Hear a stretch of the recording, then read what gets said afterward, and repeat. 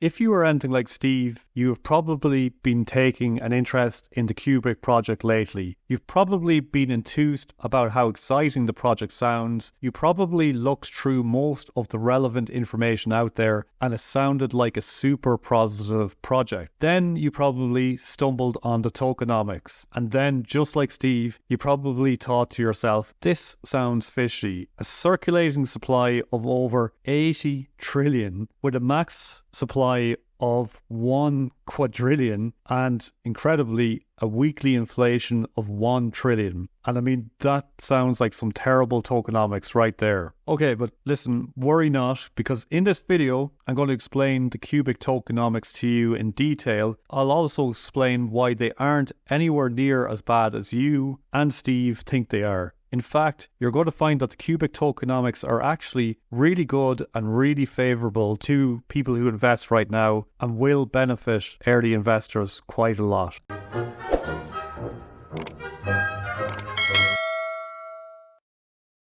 So QUBIC has risen dramatically in popularity over the last few months, and it has risen in price by many multiples since the start of 2024. When I first heard about QUBIC, it ticked many boxes for me. It can process over 40 million transactions per second. It can run smart contracts. Decentralized apps can be built on top of it. You can earn passive income from smart contracts. It is an evolution of blockchain technology, and it's actually the first quorum technology. So this isn't even a blockchain, it's what's called a quorum. And the founder has a great track record and appears to be a true visionary. It is also one of the first useful proof of work platforms that uses miners' power for something useful. So it ticks that green energy box as well. And this mining energy is used to train artificial intelligence with the goal of creating the world's first AGI. And finally, they're building a supercomputer that is more powerful than any computer being built by any company in the world. So many boxes were ticked for me when looking at this project as a great investment. But then I saw two huge negatives that made me question if QUBIC is a good investment. The first negative that you're probably aware of was the exchange listings. I thought to myself, how could such a positive and high potential project still be listed on only some very low tier exchanges that hadn't much reach or trust? So in this scenario, what I didn't do was complain and say,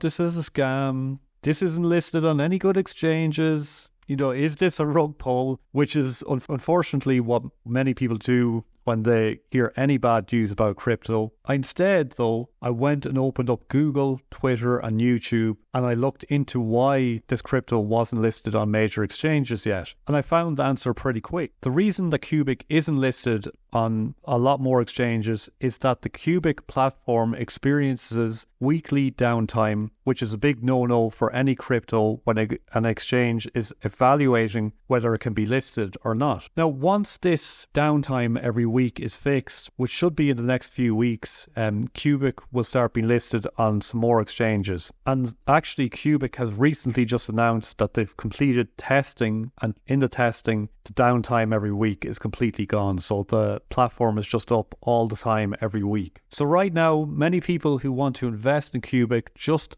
aren't doing it because they don't want to use these lesser known exchanges, and they don't want to go through the what they perceive to be difficult sign up processes, which are actually quite simple processes. But once those new exchange listings are added, many people will start investing in QUBIC. And crazily, even with all that sideline liquidity and probably not many whales entering the market yet, QUBIC still has a market cap of around 700 million. So right now, being able to buy QUBIC on these smaller exchanges is like participating in a pre-sale. And by the way, QUBIC was fair launch, meaning that the only way to get any was to mine it and then sell it. And now the only way to get it is either to mine it and buy it. So this is as close as you will ever get to a pre-sale of QUBIC. So that's the first negative quashed. We know why it's not listed on more exchanges, and we know that those exchange listings should be coming soon. And then I think it's really important to note that the fact that this coin isn't listed on these other exchanges is actually an advantage right now and gives you a first mover advantage. So then the second negative was the tokenomics. I mean, they just look crazy to me when I looked at them first. Over 80 trillion, yes, that's 80 trillion circulating supply and a 1 quadrillion max supply with 1 trillion in inflation every week. When I heard this, it sounded off to me. I thought I must have misheard it at first. I thought there was a real problem. But again,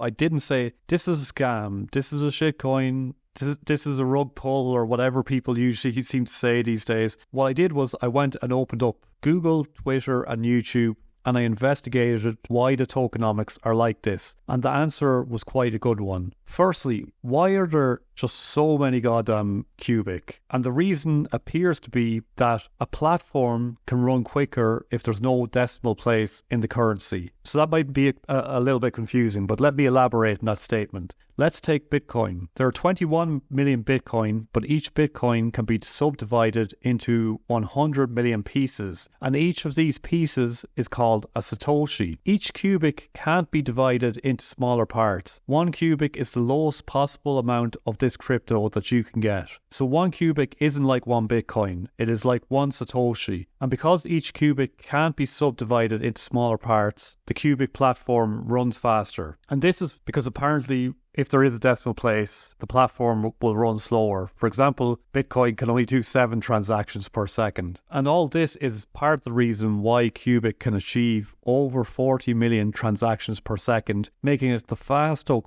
crypto platform out there by far. The second question then that I had in relation to the tokenomics was, isn't 1 trillion QUBIC in inflation every week very, very high, and a 1 quadrillion max supply incredibly high? And yes, those numbers initially sound crazy, but when you break it down, those numbers are actually less scary and actually they're really promising. So again, we have to remember that when we talk about QUBIC and compare it to Bitcoin, we really can only compare 1 QUBIC to 1 Satoshi. It doesn't really make sense to compare 1 QUBIC to 1 Bitcoin. So with that in mind, let's figure out how many Satoshis there actually are in the max supply of Bitcoin. So there are 21 million Bitcoin, and each Bitcoin contains 100 million Satoshis. So 21 million multiplied by 100 million equals 2.1 quadrillion. So there are actually 2.1 quadrillion Satoshis and only 1 quadrillion QUBIC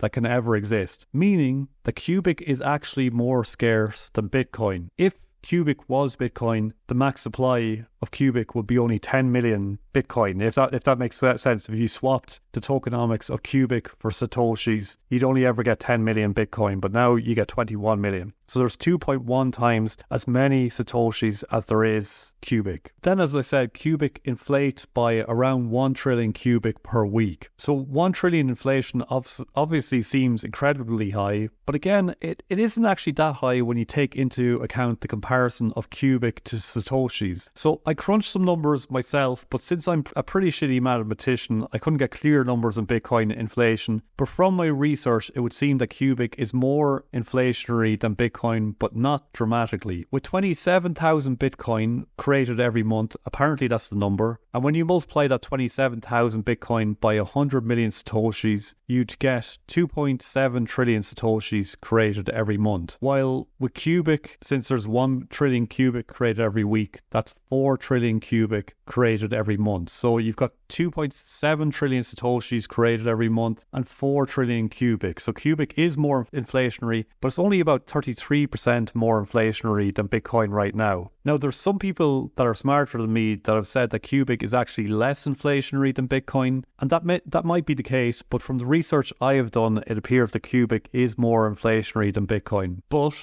and now here's the big but, if the QUBIC tokenomics work the way they're supposed to, this inflation isn't going to matter, because QUBIC will actually be deflationary eventually, or what is now known as a kind of healthy deflation, which means that although there will be QUBIC created every week, an equal amount or slightly more will be burned every week as the QUBIC platform is utilized. The creator of QUBIC, who is Sergey Ivancheglo, has said that they don't expect QUBIC to ever grow beyond 100 trillion QUBIC. Now, there's some others out there that are estimating it's going to be closer to 200 trillion QUBIC, but either way, it it would mean that eventually QUBIC should be far less inflationary than Bitcoin. And when you consider with Bitcoin, there are 2.7 trillion Satoshis created every month, and the value of Bitcoin continues to rise, pretty quickly, then you can see that QUBIC should not have any issues due to sell pressure. And then when you consider that overall there will eventually be 2.1 quadrillion Satoshis, but it is expected that there will only be around 100 trillion QUBIC, then Bitcoin will actually inflate to 21 times the supply of QUBIC, which is an insanely bigger inflationary balloon when you